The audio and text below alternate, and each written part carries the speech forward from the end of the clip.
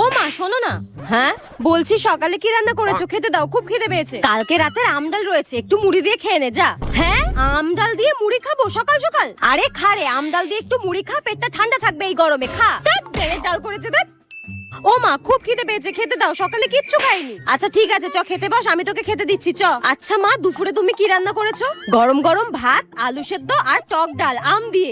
আলু সেদ্ধ টক ডাল ভাত, দূর ব্যাং, ভাল লাগে না, আমি খাবো না, তুমি খেয়ে নাও যাও। খেতে হবে না, যা এখান থেকে। উফ কি খিদে পেয়েছে। ও মা রাতে কি রান্না করেছো মা? খিদেতে আর থাকতে পারছি না, খুব খিদে পেয়েছে। তোকে আর রাতে ভাত খেতে হবে না, তোর জন্য আমি রুটি করে রেখেছি। তা মা রাতে রুটি দিয়ে খাওয়ার জন্য কি রান্না করেছো? কেন আম ডাল দিয়ে? আম ডাল দিয়ে রুটি খেতে যা লাগে না তোকে কি বলবো। এই দেখ ঘরের পেছনে যে আম গাছটা লাগিয়েছিলাম সেটা থেকে আম হয়েছে।